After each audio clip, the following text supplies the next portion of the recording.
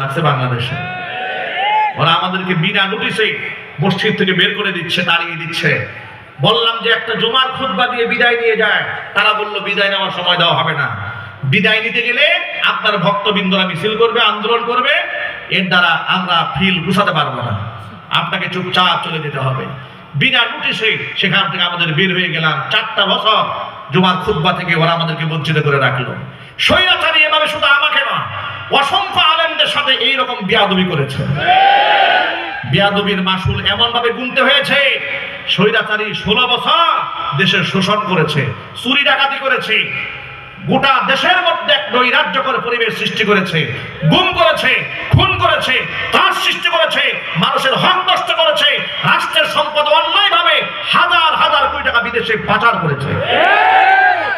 বিদায় নিতে গেছে, বিদায় ঘন্টা যখন বেজে গেল, স্বৈরাচারী বলল আমি জাতির উদ্দেশ্যে একটা ভাষণ দিতে চাই। সেনাবাহিনী বলল আপনার হাতে সময় আছে 45 মিনিট, এখন আপনি ভাষণ দিবেন না, গাট্টি পুস্কা গুল করবেন, দায়িত্ব আপনার হাতে। স্বৈরাচারী তাকায় দেখে ভাষণ দিতে গেলে পিঠের চামড়া থাকবে না, গাট্টি পুস্কা গুল করে চোরের মতো নেতা কর্মীদেরকে বিপদে ফেলে রাষ্ট্র থেকে পালিয়ে গেল। আল্লাহর কসম করে বলি, গোটা গ্লোবালাইজেশনের জামানায় বিশ্ব পরিমণ্ডলে এমন নিকৃষ্ট অধপতন পৃথিবীর কারো হয় না যেটা হয়েছে স্বৈরাচারী হাসিনা। কথা বলতে হবে ঠিক কি? আর এটা হয়েছে একমাত্র আলেমদের চোখের পানির কারণে। সুতরাং ভবিষ্যতে যারা আলেমদের সম্মান নিয়ে ছিনিমিনি খেলতে চায়, আপা গেছে যে পথে তাদেরকেও যেতে হবে সেই পথে।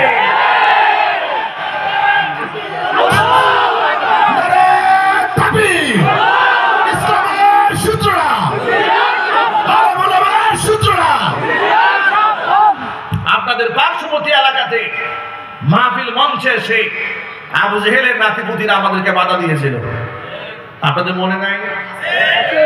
মনে নাই? এক কাউন্সিলর না মেম্বার স্টেজে উঠে মাইক হাতে নিয়ে আমার কথা বন্ধ করে দিয়েছিল। এদের ক্ষমতার দম্ভ আর অহংকার এদেরকে কোথায় নিয়ে ঠেকিয়েছে। মনে রাখবেন, অহংকার হচ্ছে বাতারুল হাক্কি গমতুন নাস, সত্যকে প্রত্যাখ্যান করা, মানুষদেরকে তুচ্ছ জ্ঞান করা, এটা হচ্ছে অহংকার। আর এই অহংকারকে আল্লাহ পছন্দ করেন না।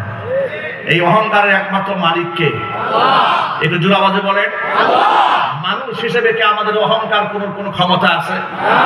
আমরা গোলাম। আমরা কি? আমরা দাস। আমরা কার গোলাম? আমরা পাকের গোলাম। গোলাম কি করে অহংকারী হয়? অহংকারী ব্যক্তিদেরকে আল্লাহ পছন্দ করেন না। যুগ যুগ ধরে অহংকারীদেরকে আল্লাহ পাক মিটিয়ে দিয়েছেন। হোক সে আলেম, হোক সে জালেম, কোন অহংকারী টিকতে পারে নাই। আর দুনিয়ার মোহ যাকে আচ্ছাদিত করেছে, দুনিয়ার মোহ যাকে পেয়েছে তাকেই ধ্বংস করে দিয়েছে। ঠিক ওই সময়ে স্বৈরাচারীর সাথে লিয়াজু মেইনটেইন করেছে এমন কিছু ভণ্ড আলেমও দেশে আছে। কেন ভাই আছে না? আলেম ওলামারা যখন কারাগারে থাকে তখন ভণ্ড আলেমদের সাথে তাদের প্রেমের শেষ ছিল না। এমনও কথা এই দেশের তথাকথিত বুজুর্গ আলেম মুখে বলেছে যে সরকার ইসলাম বিরোধী নয়, আমাদের বাড়াবাড়ির কারণে আমরা বিপদগ্রস্ত হই। এই কথা বলে আলেমদের পক্ষে গেল না জালেমের পক্ষে গেল? জালেমের পক্ষে তারা গ্রহণ করেছে। এই জন্য বড় জুব্বা, বড় পাগড়ি, বড় দাড়ি হকের মাপকাঠি নয়। বড় জুব্বা পাগড়িওয়ালা হক থেকে বিচ্ছিন্ন হয়েছে যেতে পারে দুনিয়ার লোভে। কথা বলতে হবে ঠিক কিনা? কষ্ট হচ্ছে আপনাদের? কোরআন মাজিদ থেকে ছোট্ট একটা কাহিনী শোনায় আপনাদেরকে। বনী ইসরাইল সম্প্রদায়কে আল্লাহ পাক যখন নির্দেশ প্রদান করলেন বাইতুল মাকদিস এলাকা জেরুজালেমে প্রবেশ করতে হবে, সেখানে এক প্রচন্ড দাপটশালী এক সম্প্রদায় আছে। ইন্না ফিহা কওমান জাব্বারিন, শক্তিশালী এক জনগোষ্ঠী আছে, তাদেরকে বলা হয় আমালিকা সম্প্রদায়ের লোকেরা। আমালিকা সম্প্রদায়ের লোকদের সাথে লড়াই করে মসজিদ আকসাকে, জেরুজালেমকে পুনরুদ্ধার করতে হবে। চিৎকার দিয়ে এখন সুবহানাল্লাহ। এই নির্দেশ দেওয়া হলো নবী মুসা কালিমুল্লাহকে। মুসা কালিমুল্লাহ তার উম্মতকে যখন বললেন আমার গোত্রের সাথে লড়াই করে বাইতুল মাকদিস আমাদের নিয়ন্ত্রণে আনতে হবে। তখন বনী ইসরাইল সম্প্রদায়ের লোকেরা, ইতিহাসটা অনেক লম্বা, আমি যে মূল মেসেজ দিতে চাই এত লম্বা ইতিহাস বলবো না। এরা খোঁজ খবর নিয়ে দেখে যে আমালিকা গোত্রের লোকেরা যাদের সাথে যুদ্ধ করার জন্য আল্লাহ হুকুম করেছে, তারা দৈহিকভাবে এবং শারীরিকভাবে এতটা শক্তিশালী, 14-15 জনকে একাই প্যাকেট করে ফেলতে পারে। এই সংবাদ যখন বনী ইসরাইল লোকেরা পেয়েছে, বনী ইসরাইল লোকেরা বলল, ক্বালু ইন্না লান নাদখুলাহা ফিহা আবাদাম মা দামু, যতক্ষণ পর্যন্ত এই আমালিকা গোত্রের লোকেরা ওই এলাকায় থাকবে আমরা ওই এলাকায় প্রবেশ করব না। ইযহাব আনতা ওয়া রাব্বুকা ফাকাতিলা ইন্না হাহুনা কাঈদুন, ও নবী মুসা আপনি আর আপনার আল্লাহ গিয়ে যুদ্ধ করেন। নাউজুবিল্লাহ পড়েন। কেমন বিয়ারা উম্মত দেখছেন, নবীরে বলে আপনি আর আল্লাহ গিয়ে যুদ্ধ করেন, আমরা বসলাম এই জায়গায়, যুদ্ধ মধ্য করে এলাকা স্বাধীন করেন, আমরা আসতেছি। নাউজুবিল্লাহ। ভাই আমার, আমালিকা সম্প্রদায়ের লোকেরা যুদ্ধের প্রস্তুতি গ্রহণ করছে, এদিকে বনী ইসরাইলদেরকে আল্লাহ নবী মুসা প্রস্তুত করছেন। আমালিকা গোত্রের লোকেরা জ্ঞানী মানুষ, মনে মনে ভাবলেন আমরা দৈহিক আর শারীরিকভাবে যতই শক্তিশালী হই না কেন, নবীর বিরুদ্ধে তো লড়াই করে আমাদের পারার কথা নয়, কারণ নবীর সাথে সাহায্য আছে কার? আর ইতিমধ্যে তারা অবগত হয়েছে ফেরাউনের মতো দুর্দান্ত এক দাপটশালী বাদশাহ মুসা বাহিনীর সাথে পেরে ওঠে নাই, আল্লাহর গজবে পানির মধ্যে চুবনি খায় মরতে হয়েছে। সুতরাং মুসার কাছে অলৌকিক ক্ষমতা আছে, মুসার মুজিজা আছে, মুসার সাথে পারবো না। কিন্তু আমাদের কি যদি এরকম একটা অলৌকিক ক্ষমতা ধর কোনো কিছু একটা থাকতো, তাহলে আমরা মুসা বাহিনীর সাথে বনী ইসরাইল সম্প্রদায়ের সাথে আমরা পেরে উঠতাম। কি কারণ বন্ধ হয়ে গেল? লোকেরা চিন্তা করলো যে মুসা আলাইহিস সালামের সাথে আমাদের তো পেরে ওঠা মুশকিল, কারণ মুসা আলাইহিস সালাম কার সাহায্যে চলে? তো আধ্যাত্মিক একটা ক্ষমতা আছে আল্লাহর পক্ষ থেকে, কিন্তু আমাদের তো আর এই আধ্যাত্মিকতা বলতে কিছু নাই। তো আধ্যাত্মিক ক্ষমতা ধরে একজন ব্যক্তি যদি আমাদের থাকতো, তাহলে আমরা বনী ইসরাইল সম্প্রদায়ের বিরুদ্ধে লড়াই করে যুদ্ধের ময়দানে জিততে পারতাম। এখন এই শক্তি তারা কোথা থেকে সঞ্চার করবে? খোঁজ খবর নিয়ে দেখে বনী ইসরাইল সম্প্রদায়ের এক দরবেশ আলেম আছে, পণ্ডিত আলেম আছে, সাধক আলেম আছে, তার নাম হচ্ছে বালাম ইবনে বাউরা। বালাম ইবনে বাউরার কাছে ইসমে আজম জানা আছে, হাত্তা কেসে মুস্তাজাবুদ দাওয়া, আল্লাহর কাছে যে কোনো দোয়া করতে দেরি হয় মহান আল্লাহ কবুল করতে দেরি করেন না। একটু জোরে বলতে হবে সুবহানাল্লাহ। এখন আপনারা বলেন সে ছোটখাটো আলেম, জোরে বলেন, দোয়া করলে আল্লাহ কবুল করেন, ছোট আলেম না বড় আলেম? বিরাট বড় আলেম। এত বড় বুজুর্গ আলেম, এত বড় সাধক আলেম, এত বড় আধ্যাত্মিক আলেম, আমালিকা গোত্রের লোকেরা মনে মনে ভাবলো যদি আমরা এই আলেমটাকে যে কোনো মূল্যে যদি আমাদের পক্ষে আনতে পারি, আর আমাদের পক্ষ হয়ে আসে যদি আল্লাহর কাছে একটু মুসা আলাইহিস সালাতু ওয়াস সালামের বিরুদ্ধে বদদোয়া করে দেয়, তাহলে তো আমরা জিহাদের ময়দানে জয়লাভ করব। এই জন্য তাকে ম্যানেজ করার জন্য, ব্যক্তিকে বসে আনার জন্য, পক্ষে আনার জন্য মোটা অঙ্কের স্বর্ণ গহনা হাদিয়া তোহফা নিয়ে বালামের দরবারে হাজির হয়েছে।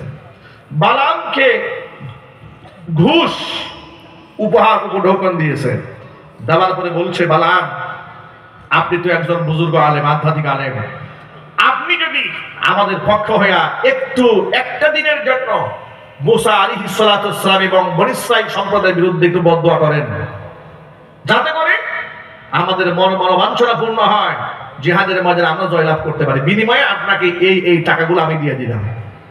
নাউজুবিল্লাহ পড়েন। বালাম ইবনে বাউরা ধমক দিয়ে বলছে যে তোমাদের কি মাথা নষ্ট হয়েছে? আমি হইলাম একটা সাধারণ মানুষ, নবীর বিরুদ্ধে আমি কি করে বদদোয়া করব?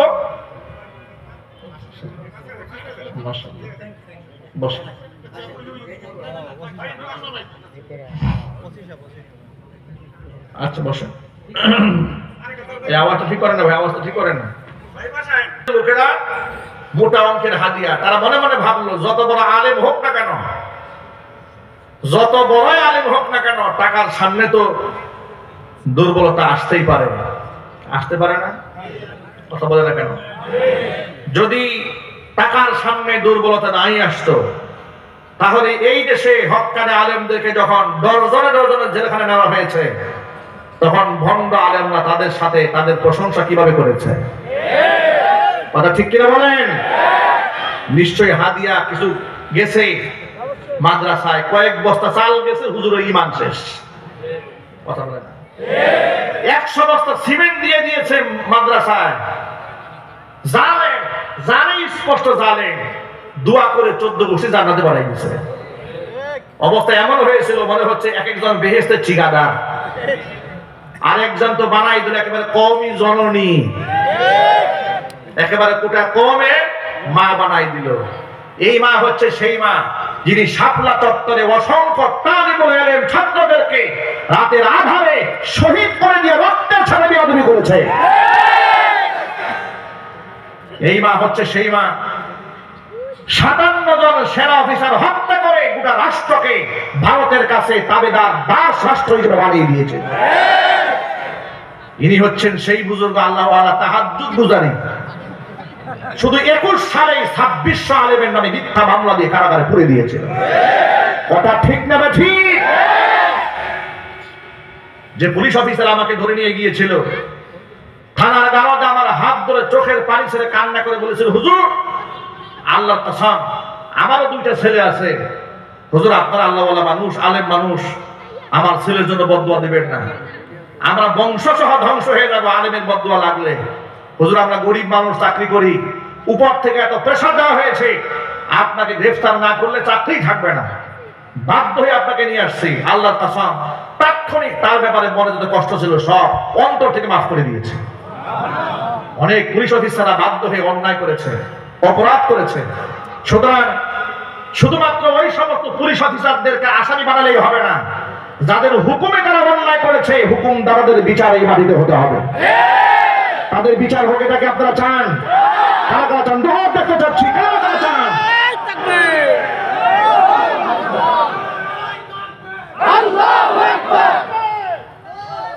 আমার প্রিয় যুবক ভাইরা কান খুলে শুনে রাখেন, বালআম ইবনে বাউরা এত বড় আলেম, দোয়া করতে দেরি হয়, আল্লাহর কাছে কবুল হতে দেরি হয় না। টাকা পয়সার বস্তা নিয়ে আমেরিকা গোত্রের লোকেরা তার বাড়িতে হাজির। বালআমকে রাজি করাতে পারে না কোনোভাবে।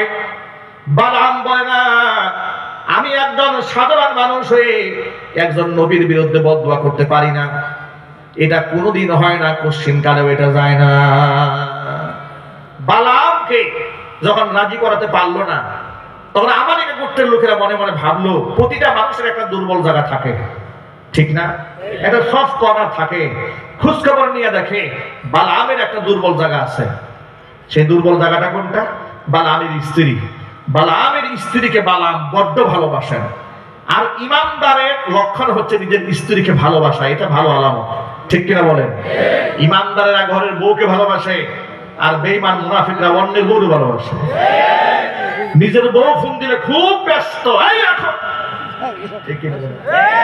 খুব ব্যস্ত আছি। আর বান্ধবী ফোন দিলে সব কাজ বন্ধ হয়ে যায়, ঠিক না? এই জন্য বিবিদেরকে ভালোবাসবেন। আল্লাহ পাক আমাদের স্ত্রীদেরকে মহব্বত করা তৌফিক দান করেন। বালআমকে যখন রাজি করাতে পারে নাই, আমেরিকা গোত্রের লোকেরা মনে মনে ভাবলো দুর্বল জায়গা তো একটা নিশ্চয় আছে, খুঁজে বের করতে হবে। খুঁজে খুঁজে দেখলো বালআমের স্ত্রীকে বালআম বড্ড ভালোবাসে। এবার মোটা অঙ্কের হাদিয়া, স্বর্ণ গহনা, টাকা পয়সা সব নিয়ে বালআমের স্ত্রীর কাছে আমেরিকা গোত্রের লোকেরা হাজির হয়ে গেল। গিয়ে বলতেছে, আম্মা জান, মা বলে সম্বোধন করছেন, সম্মান কত। আম্মা জান দেখেন, আপনার জন্য এগুলো নিয়ে আসছি, আমরা আপনাদের কল্যাণ কামী। আচ্ছা আপনারা বলেন তো, আপনি বলেন তো, আপনার স্বামী বালআম জীবনে আপনারা কয়টা গয়না দিচ্ছে?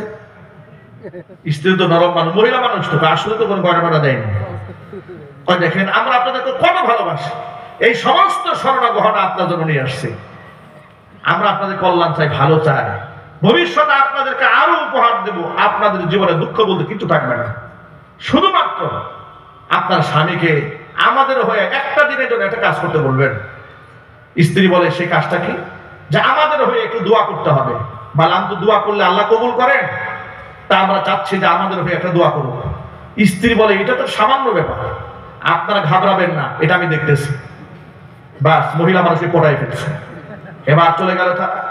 বালাম যখন বাড়িতে এসেছে, বাড়িতে আসার পরে বালামের স্ত্রী মুড অফ, বালামের সাথে কথাবার্তা বলে না, আরেক দিকে তাকিয়ে থাকে, এড়িয়ে এড়িয়ে চলে। বিছানায় শুতে গেছে, শুতে গিয়ে আরেক দিকে তাকায় আছে। বালাম মনে মনে ভাবলো ব্যাপারটা কি, হঠাৎ করে বিবি সাহেব এমন পেখম ধরলো কেন? কি বউরা মাঝে মাঝে পেখম ধরে না? যাদের বউ নাই তারা এটা বুঝবে না, কথা বলে না কেন? পেখম ধরে না? পেখমের কোনো শেষ নাই, সকালে একবার, দুপুরে একবার, বিকেলে একবার। এটা পেখম জাতি আল্লাহ বানাইছে, ঠিক কিনা বলেন? নবী করিম সাল্লাল্লাহু আলাইহি সাল্লাম বলেছেন, ইন্নাল মারআতা খুলিকাত মিন দিলাইন, আল্লাহ বানাইছে একটু বাঁকা করে। সুতরাং ইদা আকামতাহা কাসারতাহা, পেখম জাতিকে যদি বেশি সোজা করতে যাও তাহলে ভেঙে ফেলবা, মানে সংসার টিকবে না। ওয়া ইদা ইসতামতা'তা বিহা ইসতামতা'তা বিহা ওয়া ফিহা ইওয়াজুন, সুখের সংসার করতে গেলে এই পেখম ম্যানেজ করে চলতে হবে। কোন সুবহানাল্লাহ। আমার ভাই ম্যানেজ করতে পারে। আমার প্রিয় ভাইরা, বালামের স্ত্রী বালামের সাথে কথা বলে না, ভালো আচরণ করে না। বালাম বলল, প্রিয়তমা স্ত্রী, কি হয়েছে তোমার? হঠাৎ করে এমন কি হয়ে গেল যে তুমি আমার সাথে রাগ হয়ে আছো?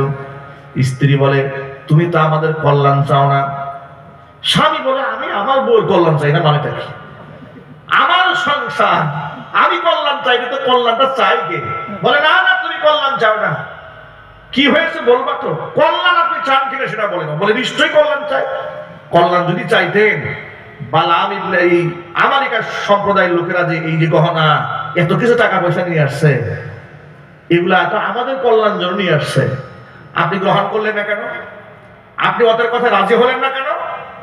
স্ত্রীকে ডেকে বালাম বলছে, ওরা যে আবদারটা জানিয়েছে, কি আবদার জানিয়েছে সেটা কি তুমি জানো? বলে, দোয়া তো করতে বলেছে। তো কি দোয়া করতে বলে সেটা জানো তুমি? তা তো জানি না। দোয়া করতে বলেছে নবী মুসার বিরুদ্ধে, দোয়া করতে বলেছে বনী ইসরাইল সম্প্রদায়ের বিরুদ্ধে। আমি হচ্ছে একটা আবদা মানুষ, আর উনি হচ্ছেন আল্লাহর নবী। আমি সাধারণ মানুষের নবীর বিরুদ্ধে বদদোয়া করব, আর সেই বদদোয়া কবুল হবে, এটা তুমি চিন্তা করলে কি করে? বালামের স্ত্রী বলে, যাই হোক, টাকা পয়সা যেহেতু কিছু একটা দিছে, অন্তত পক্ষে একটা দিনের জন্য না হয় একটু বদদোয়া করলেনি, এরপর তওবা করে ভালো হয়ে গেলে। দেখছেন কি সুন্দর বুদ্ধি। একটা দিনের জন্য না হয় একটু করলেন, তাহলে তওবা করে ভালো হয়ে যাবে। বালাম ইবনে বাউরা বউয়ের খুশির জন্য, বউ চাচ্ছে একটা মাত্র বউ, কি 10টা না 20টা না, একটা মাত্র বউ, আর এই বউ আবদার করে বসে আছে, আবার পেখম ধরছে। আচ্ছা ঠিক আছে, তুমি চাচ্ছ তো এটা? বলে, হ্যাঁ আমি চাচ্ছি। বউয়ের সুপারিশে বেচারা এত বড় বুজুর্গ আধ্যাত্মিক আলেম রাজি হয়ে গেল। টাকার কাছে আর বউয়ের এই অনুরোধের কাছে ঈমান আমল বিক্রি করে দিল। বালাম এবার প্রস্তুত হলো, পাহাড়ের উপর দাঁড়িয়ে নবীর বিরুদ্ধে বদদোয়া করবে। নাউজুবিল্লাহ পড়ে। পাহাড়ের উপর দাঁড়িয়ে নবীর বিরুদ্ধে আর বনী ইসরাইল সম্প্রদায়ের বিরুদ্ধে বদদোয়া করবে, আর আমালিকা গোত্রের পক্ষে দোয়া করবে। কিন্তু দাঁড়িয়ে যখন নবীর বিরুদ্ধে বদদোয়া করতে শুরু করেছে, মুখ থেকে নবীর বিরুদ্ধে বদদোয়া বের না হয়ে তার জবান থেকে বের হয়ে গেল, আয় আল্লাহ, মুসা আলাইহিস সালাতু সালাম এবং বনী ইসরাইল সম্প্রদায়কে যুদ্ধের ময়দানে বিজয় দান করো, আমালিকা গোত্রের লোকদেরকে ধ্বংস করে দাও। আমালিকা গোত্রের লোকেরা রাগে গুসায় খুবে গুখরা সাপের মতো ফুঁসে উঠছে। টাকা পয়সা দিছি কি এই বদদোয়া করার জন্য? তাড়াতাড়ি দোয়া চেঞ্জ করো, দোয়া চেঞ্জ করো মিয়া। সে বলে, আমি তো চেষ্টা করছি, কিন্তু আনকারাতনি লিসানি, আমার জবান তো আমার কথা শুনে না। সুবহানাল্লাহ। প্রিয় ভাইরা, এই জিহ্বা কথা শুনে কার? আল্লাহ। আরো জোরে বলুন, আল্লাহ। আল্লাহ যে কোনো মুহূর্তে জবান বন্ধ করে দিতে পারে না, সেই ক্ষমতা আল্লাহর নাই? আছে। কোরআন মাজিদে আল্লাহ বলেছেন, আর রহমান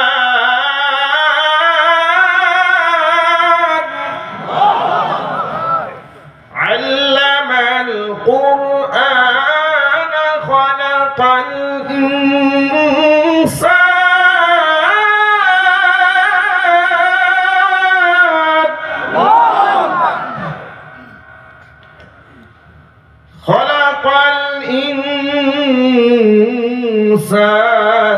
আল্লামাহুল বায়ান।